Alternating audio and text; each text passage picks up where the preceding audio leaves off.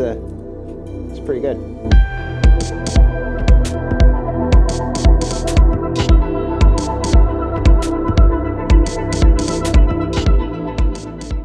All right, so continuing to move on with getting the rest of the remnants of the floor out.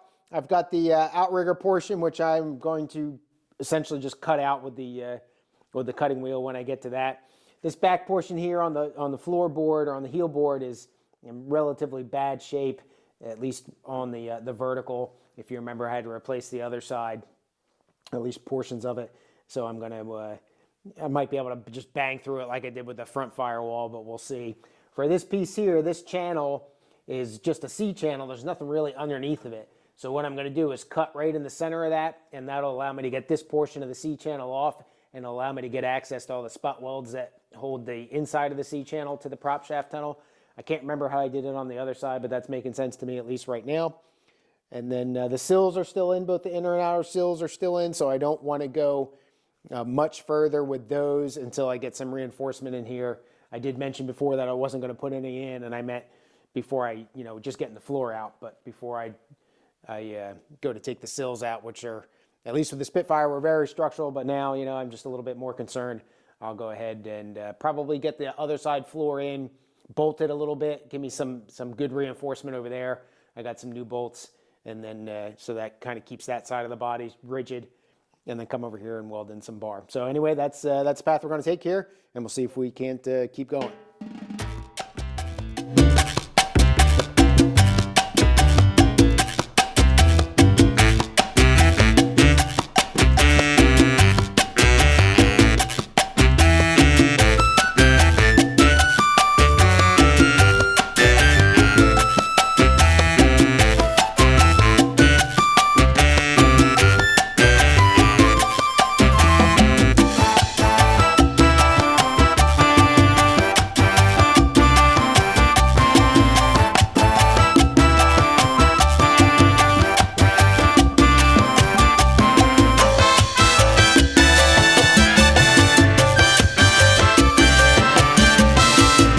So I got half of this flange off back here just by drilling through the spot welds, and then as you make that transition, it starts to rise up here to the wheel arch. Instead of just a flat flange that welds here, you get a flange that curves and goes up and behind this piece.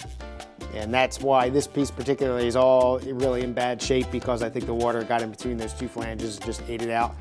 This is going to need to be replaced in here, as is obviously most of this.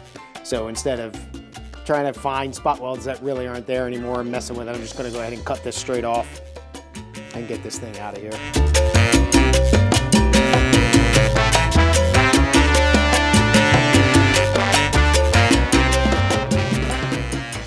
So as I pointed out earlier, I've got a bunch of spot welds on this floor here, and I pointed out in my last video, I got this belt sander, the little finger belt sander. So one of the reasons, I don't know if it's a primary one, but one of the reasons that automotive guys get these things is because they can help grind out the spot welds instead of drilling them out. So this thing is pretty flimsy, right? And it's going to be hard, I think, to be consistent with the spot welds and drilling and all that kind of stuff.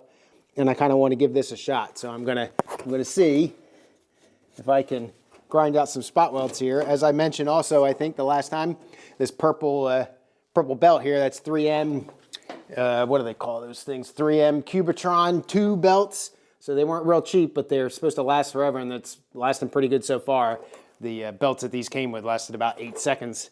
So get some good belts and spend some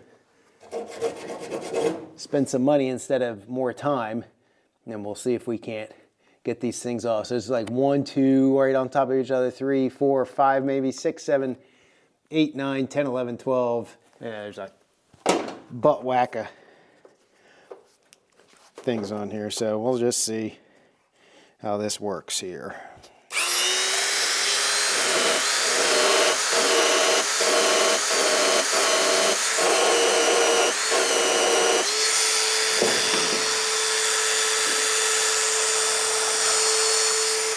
Oops, that's the camera. Okay. Hopefully that's better. All right, so the first problem is that and it's not the fault of the sander at all, but I'm starting to tap into this lip down here, and I don't want to do that. All right, I don't know how crazy I am about this. Not very.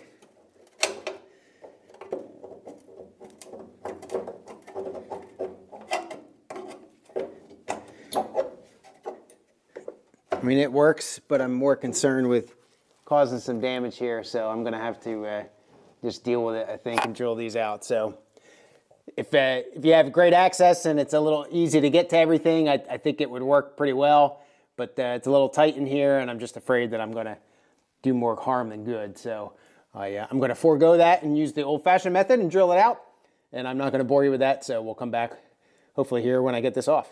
All right, so I decided that I'm going to hold off on removing the outrigger parts there. I was able to get all this stuff done in here, this little notch piece in there, all the way at the back, right down there. You can see that little clip hanging out there with a little hole in it, the little oval looking guy. That's where the emergency brake kind of clips in. I was able to get that out without tearing that up really, and I only popped through a couple holes on the prop tunnel here, but that's okay because I got to weld the stuff back together anyway. I never did weld it in over here. I probably should do that now just to, if you can see as I pull on it, this whole part flexes, so I probably need to go ahead and lock this guy down. Anyway, the point of what I'm trying to show you now is that there's quite a bit more damage in here than there was on the driver's side, and by damage this time, unfortunately, I mean accident damage, not rust damage. You can see all the rust, and you know, that really doesn't go up any higher than what I replaced over here. But right there near that clip, you can see the buckling. Hopefully the shadow is kind of bad. And then if you can see, the B-post is not flat. Over here, this is nice and flat, but the guy ain't flat over here. So I don't really know. I can't explain how that damage got here. I'm pretty sure the door had been replaced because the interior paint is different. But if the door got replaced because it got smacked in this B-post area, then I would expect this outer portion to be destroyed. And there's brazing and everything on there, and so I don't think that got nailed. But somehow accident damage got into here. I don't understand. I probably never will.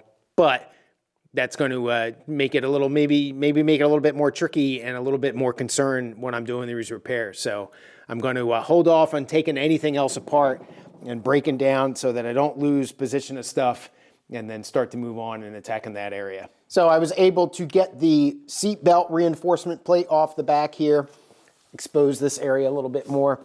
All this is a 1/4 inch plate with a big nut on it, and went in like that, and it's just tack welded here, and it was a little bit up here. Not that's it. So I think all this does is just provide added strength, but you know, you got to remember too that safety was not forefront in the minds of car designers back then. I don't think seatbelts became mandatory on passenger cars until like the later 60s. So it was considered a nice thing to have, I think. But if you can see that big buckle there, it looks like something took a shot right here, and it's circular looking. So I don't really know what that would have been, but you could see that all corroded away and everything in there. So I expected to replace all that, but I don't know if I'm going to be able to knock this out. I'll try with my stud puller, or stinger as Elaine calls it, and see if I can't break some of this away, but I'm not so sure that I'm going to be able to straighten this up. I'm going to probably break this flange anyway, so that'll allow me to start to section this up, but we'll see what we get. I already showed you on the other side where it's kind of crimpled in, which makes sense because that would have probably translated that way. So we'll see if we can't pull a little bit. And I don't know, this metal's not real strong here, so we don't got a whole lot of purchasing power there to be able to grab onto good metal. But we'll get this cleaned up in here a little bit, reassess, and go to town and see if I can't get it straightened out. Also, before I forget, it's pretty cold down here today, so there might be spots where I'm talking over the jet heater, so I apologize for that, but got to maintain some comfort level down here. I just won't do anything at all.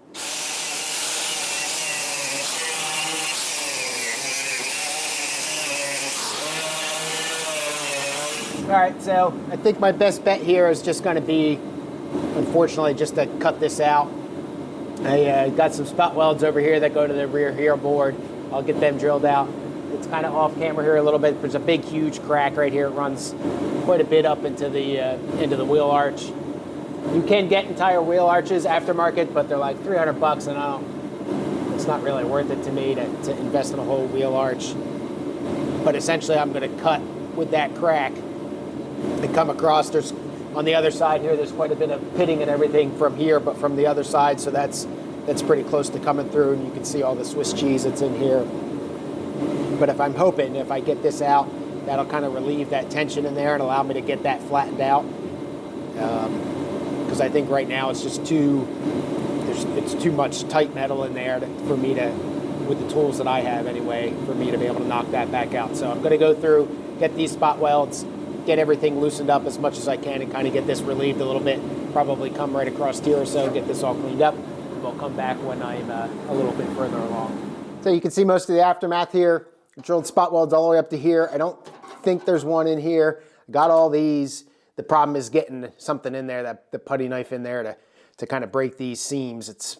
There's not a whole lot of room to pound it from either end. But this way, this piece right here is the inside of that B-post that's all messed up. So essentially what I'm going to do now is just cut straight across here and get this wheel arch piece out. And then I think, I don't quite know yet, but I think what I'm going to have to do is this piece here, which is essentially goes all the way, it's all on the inner fender, I guess, the inner wheel arch. I might have to cut that whole thing out, fix it on the bench, and then weld it back in. What concerns me about that is getting it fit up, and then when it's ready, I think, to get it back in, it doesn't really fit because I didn't build it on the bench properly. So I'm not quite sure if that's the path that I want to go, but obviously this piece is going to come out here.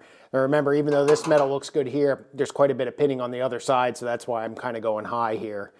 But this should come out pretty easily. We'll get that out and we'll assess what we're looking at from there.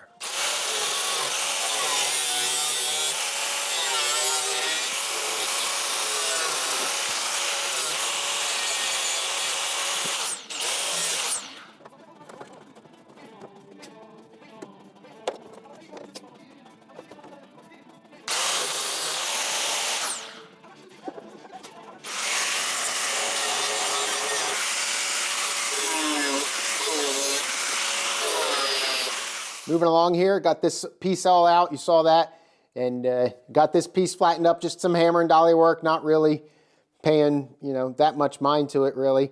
Came out okay.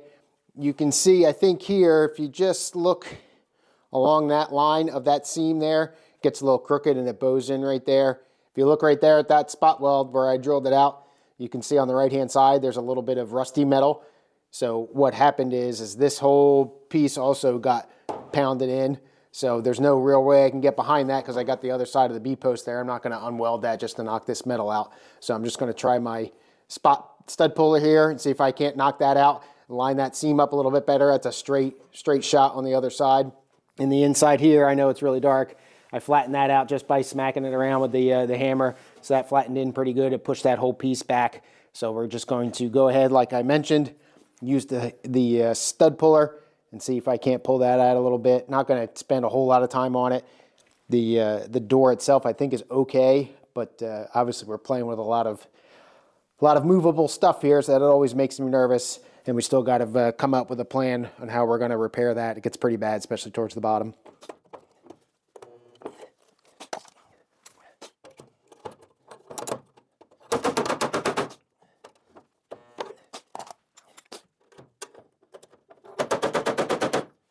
Well, that came out pretty good. It didn't straighten that seam up, but it definitely flattened this up. Maybe one more shot in here, but otherwise that works surprisingly well. So I'm doing all right today, getting lucky.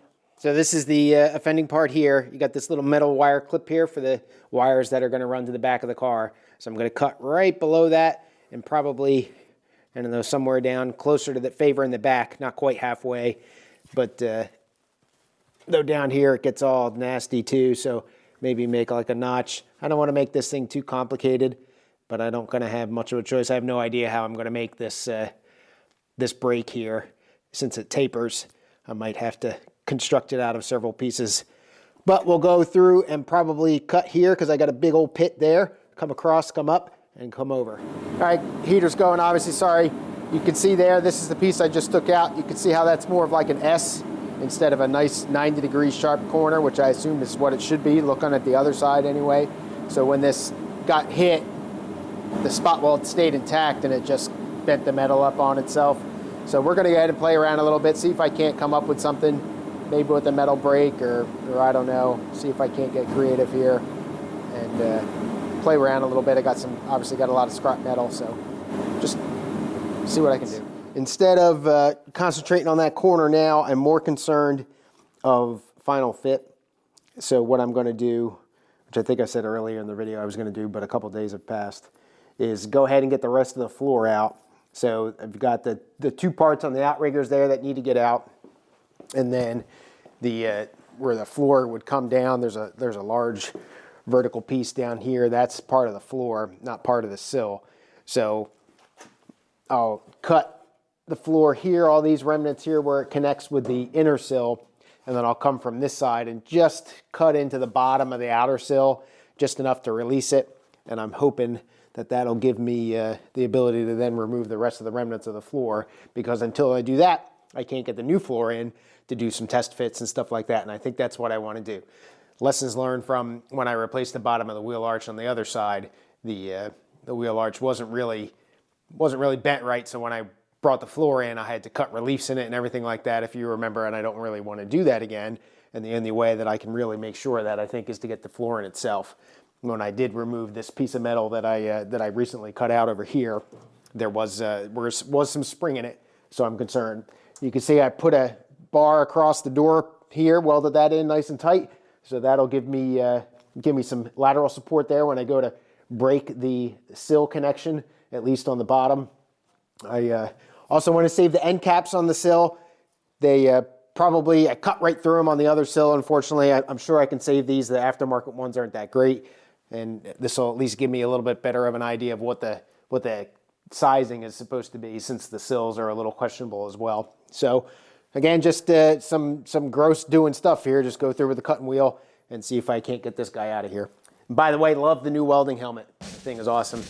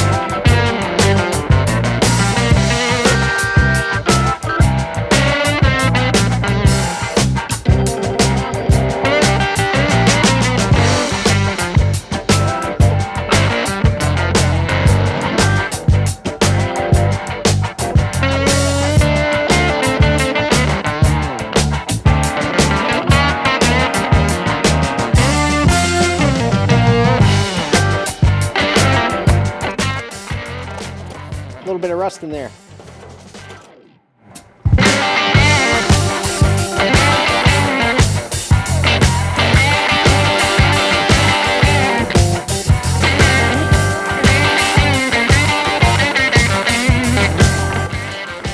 Wow. That's pretty good. All right, as you can see here, these are the bolts for holding the front of the floor down. They're gone. I tried to put a notch in them to use them as a screw, but that's not really working. So I'm just gonna go to town and essentially grind them into nothing.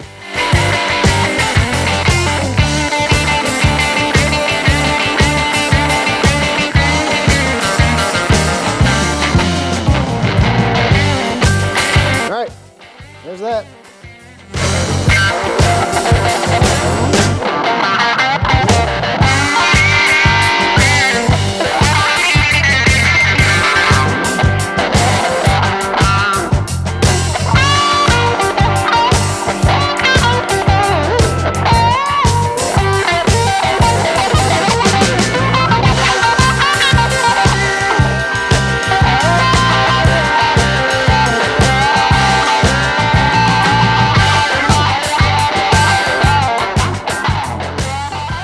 Well, that went in a heck of a lot easier than the other one did, that's for sure.